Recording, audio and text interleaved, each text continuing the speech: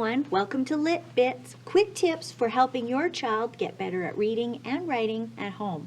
My name is Tamara Martin-Spady. I'm a literacy consultant for Elk Island Public Schools, and I work with a lot of kids who want to get better at reading and writing. Here's some tips that I think that can help you work on this with your child at home. Okay, today our big topic is high frequency words. These are super important for kids to know. In our curriculum, in kindergarten, they learn 10 of these. In grade 1, they learn 125. And then by the end of grade 2, they're expected to know 300 high-frequency words. These are different than sight words. Sight words are actually words, any kind of words, whether they're on these lists or not, that your child knows instantly because they've been moved to long-term memory. High-frequency words are words that occur frequently in text. In fact, we know that if kids or adults know these 300 high-frequency words and can recognize them and write them instantly, they can read 2/3 of all the text that they encounter, which is a lot. So that makes it super important for kids to learn these. Now, lots of teachers in the old days used to send home a spelling test with these high-frequency words, and we would do the flashcards with our kids and help them memorize them. And some kids would just learn them quickly. Some kids took very little instruction and they just got them because that's the way their brains were set up. Other kids take a longer time.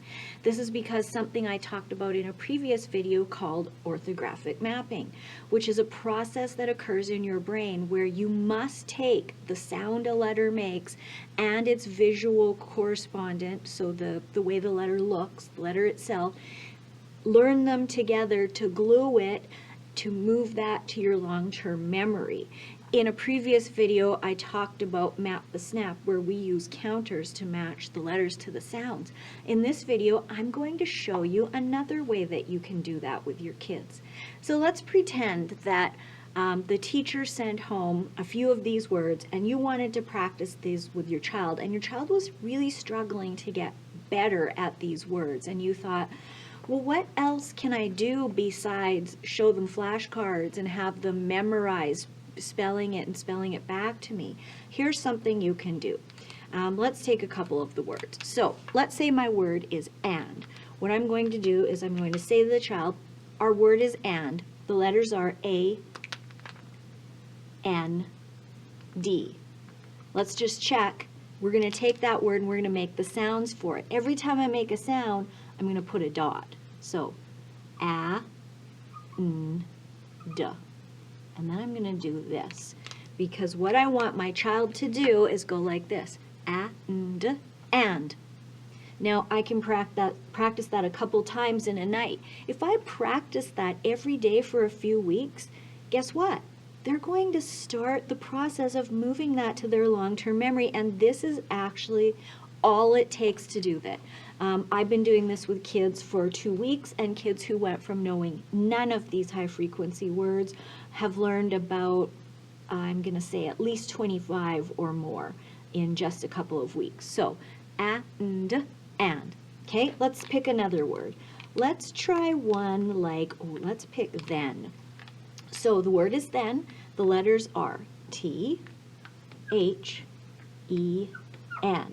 Now, we're going to try making the sounds without doing the dots, because in this case, each letter has a sound. But in the word then, each letter doesn't have a sound. So when I go then, I go like this, which is, by the way, the noisy TH sound. So I go n.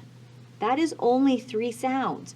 So what am I going to do? Maybe what I'll do here is when I hear that a couple letters are making one sound, I'm going to draw a line. So then it's like, okay, when you say these go together to make one sound. They're not separate like this.